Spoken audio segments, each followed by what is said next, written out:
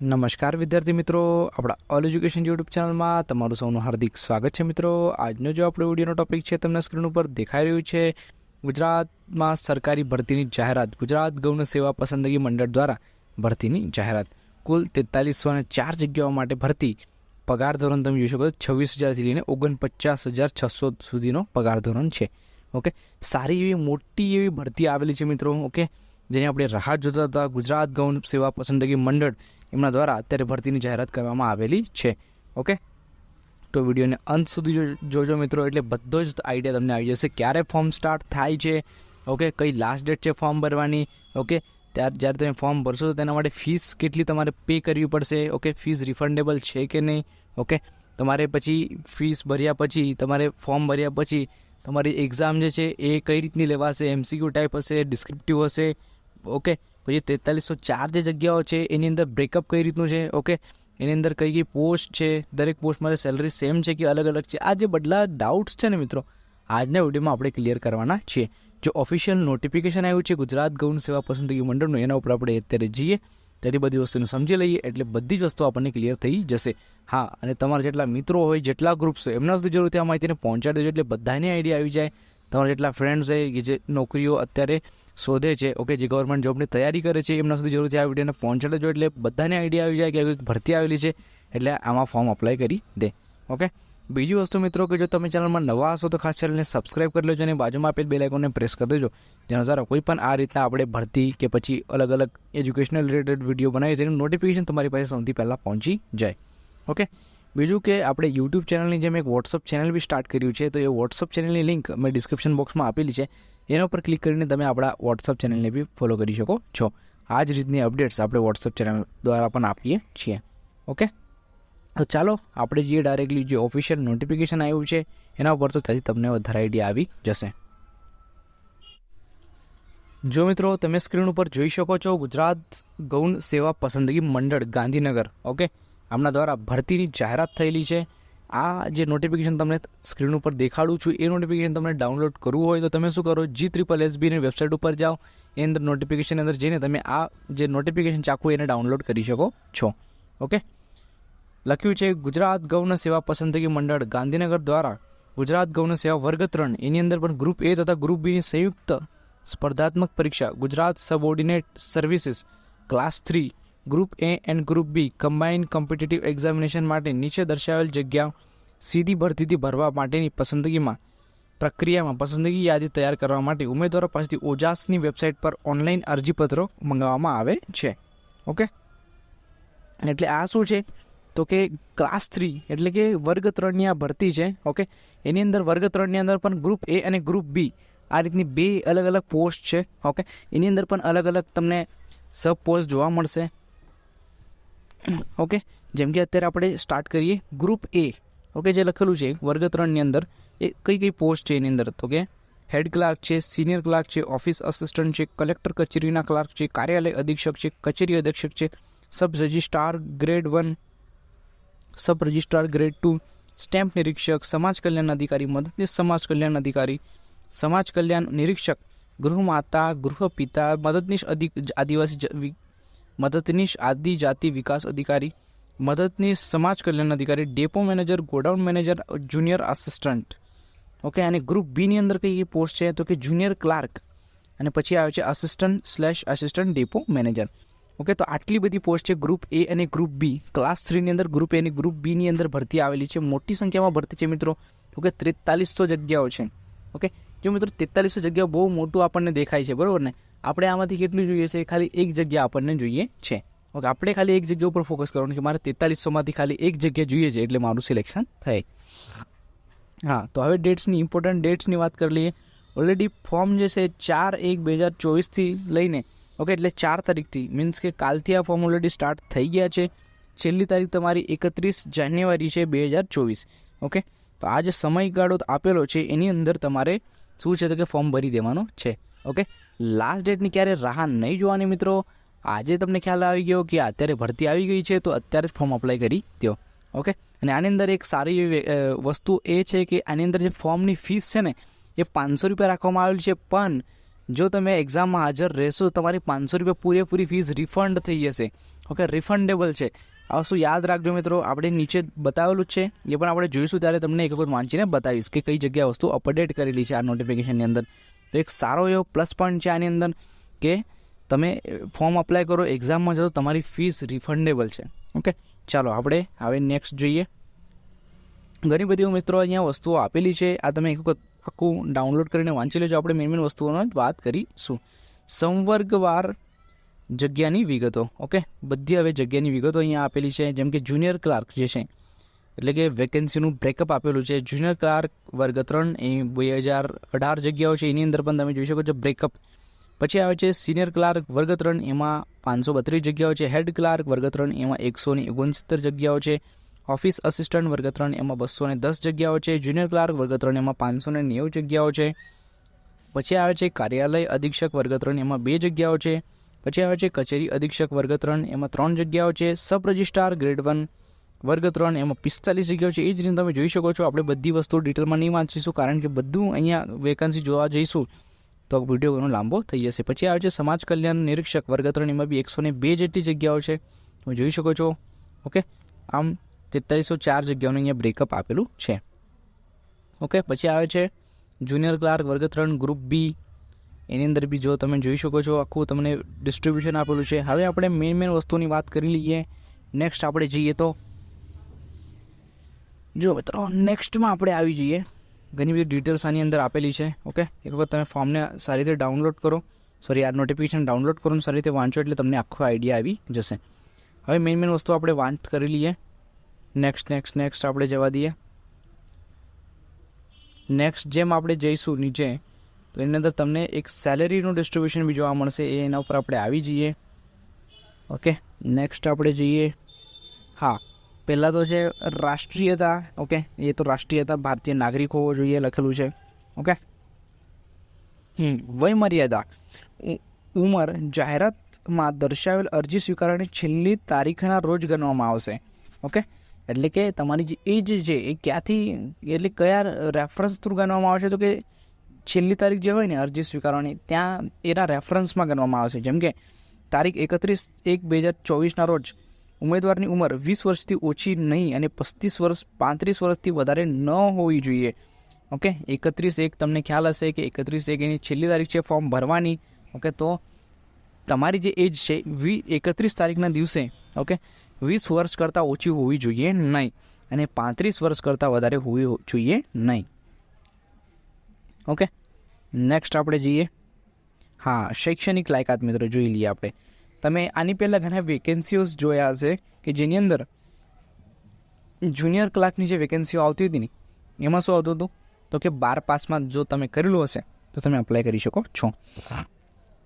પણ હવે જુઓ મિત્રો 12 પાસ અહીંયા નથી.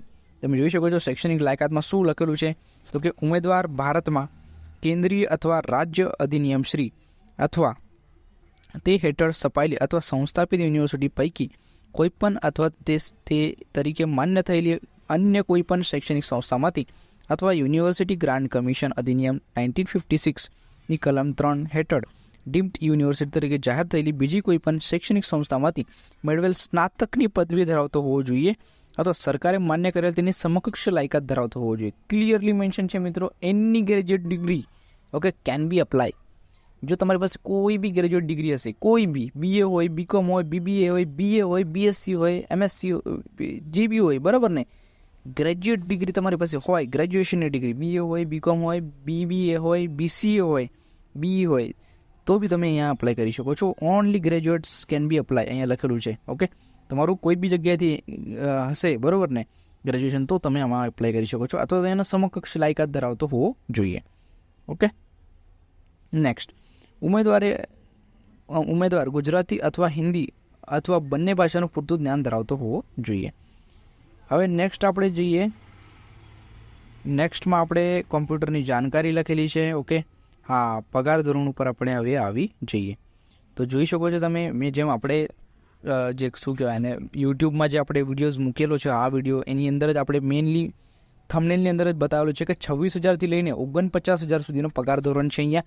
તો એમાં કઈ રીતનું છે, જેમ કે તમે જોઈ શકો છો હેડ ક્લાર્ક જે છે એમાં 40,800 તમારો ક્લિયરલી મેન્શન છે પ્રથમ 5 વર્ષ સુધી મળનાર ફિક્સ પગાર. ઓકે, અહીંયા મેન્શન છે કે ફર્સ્ટ 5 યર્સ માટે તમને જે બી વેતન મળશે અહીંયા તમને એની જાણકારી અહીંયા આપેલી છે. તમને આમાં બી ઘણી બધી ડિટેલ્સ છે. વર્ગ 3 માટે હેડ ક્લાર્ક જે છે એમાં તમે જોઈ શકો છો 40,800 તમારે પ્રથમ 5 વર્ષ માટે ફિક્સ પગાર મળશે. પછી આવે છે સિનિયર ક્લાર્ક, એમાં 26,000 તમારો પગાર ધોરણ રહેશે. પછી આવે છે ઓફિસ આસિસ્ટન્ટ, એમાં 26,000 રહેશે. કલેક્ટર કચેરીના ક્લાર્ક એમાં 26,000 રહેશે. જુનિયર ક્લાર્ક એમાં બી 26,000 પગાર ધોરણ રહેશે. કાર્યાલય અધિક્ષક એમાં 49,600 રૂપિયા તમારું પગાર ધોરણ રહેશે પ્રથમ 5 વર્ષ માટે. પછી આવે છે કચેરી અધિક્ષક, એમાં બી સેમ. પછી આવે છે સબ રજિસ્ટ્રાર ગ્રેડ 1, એમાં બી 49,600 તમારું પ્રથમ 5 વર્ષ માટે ફિક્સ પે રહેશે. ઓકે, એ જ રીતે તમે જોઈ શકો છો અલગ અલગ જે પોસ્ટ છે અલગ અલગ પોસ્ટ મુજબ તમારું પગાર ધોરણ ચેન્જ થતો રહેશે. ઓકે, જે પોસ્ટ ઉપર તમારું સિલેક્શન થશે એ પ્રમાણે તમારું પગાર ધોરણ રહેશે.